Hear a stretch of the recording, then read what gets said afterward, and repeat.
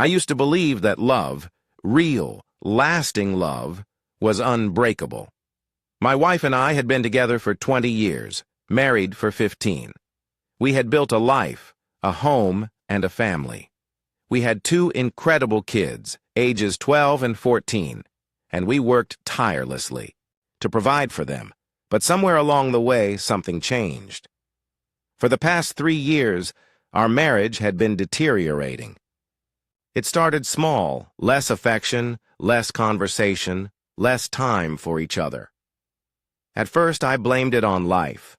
The kids were growing, demanding more of our time with school, sports, and clubs.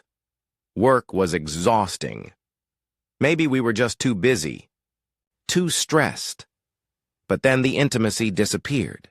Completely. It wasn't just sex. It was everything. The soft touches, the lingering glances, the inside jokes. My wife, the woman who used to laugh at my stupid jokes and pull me in for spontaneous kisses, now barely looked at me. We were roommates, co-parents. I kept telling myself it was temporary. We'd get through it. But as the months passed, the distance grew. I started feeling like a ghost in my own home. Then, one night, everything changed. It was late. The kids were asleep. My wife was scrolling through her phone in bed as usual. I turned to her and said, "Can we talk?" She glanced at me, surprised. I took a deep breath. "Are you still in love with me?" Silence. That silence was the loudest sound I'd ever heard. She hesitated before answering, choosing her words carefully. "I love you, but I'm not in love with you." My heart sank. "What does that mean?" I asked, my voice barely above a whisper. She looked at me, her eyes filled with something I couldn't quite place. Pity? Regret? Guilt? "You're my best friend. I love you in that way, but I don't feel that kind of connection anymore." I felt like I'd been punched in the stomach. I tried to reason with her. I brought up therapy, ways to reconnect. I asked her what I could do, what had changed, if there was something I had done wrong. Her response? "I don't know." She didn't know why she felt this way. She just did. Then she dropped the final bombshell. "I don't think I even have a sex drive anymore. If I ever do, it's only when I'm drunk." I couldn't believe what I was hearing.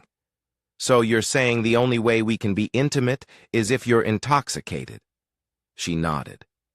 That was the moment something inside me snapped.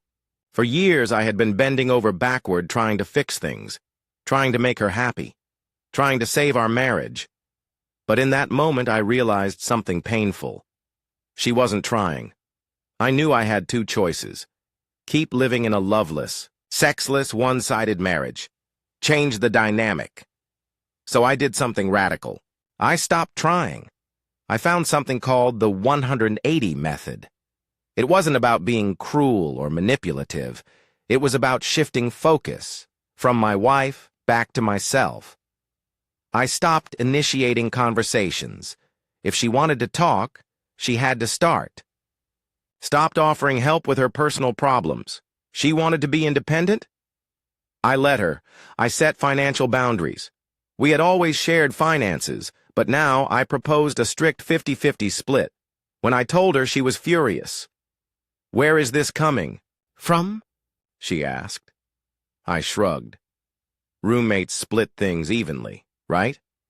For the first time in years, she was angry. But it wasn't the cold indifference she'd shown before. It was different. She was feeling something again. She started noticing my absence. I went out with the kids more, without her. I spent more time on myself. When she cried about feeling stressed or overwhelmed, I didn't rush to comfort her. And slowly, things started to shift. She started asking about me. She started inviting herself along on outings. She started missing me. Then one day, she asked me to coffee. Sitting across from me at the cafe, she looked nervous. "I want to talk about us," she said. For the first time in years, She was the one bringing it up. She admitted she felt lost, that she'd built her entire identity around being a mother and a wife, and somewhere along the way, she forgot how to be herself. "I don't know how to fix this," she confessed. For the first time, she wasn't shutting down. She was asking for help. So I made a proposal. We set a 1-year deadline, Memorial Day 2025. By that date, we would either be in a better place or we would divorce. We also made a pact. We are responsible for our own happiness. We will work on ourselves first, then our marriage. No more blaming, no more guilt, just growth. She agreed. That was weeks ago. Since then, something incredible has happened. My wife has started taking care of herself. She's going to therapy. She's reconnecting with old friends. She's working out. She's finding herself again. And me?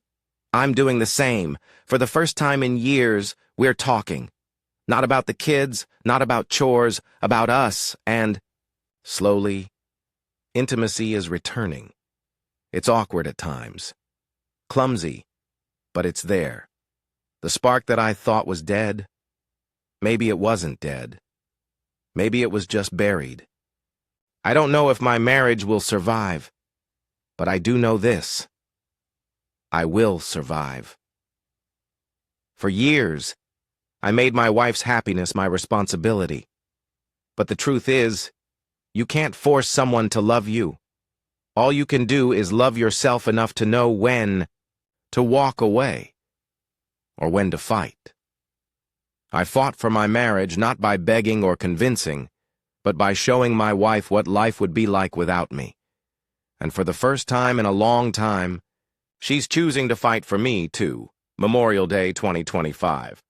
That's our deadline. Until then, I will keep working on myself. And I will see if my wife truly wants to meet me halfway. Because love isn't about convenience. It's about choice. And I refuse to be just a roommate. Thank you for watching. If you haven't subscribed yet, please do so and hit the notification bell to stay updated with more shocking real-life stories happening around you.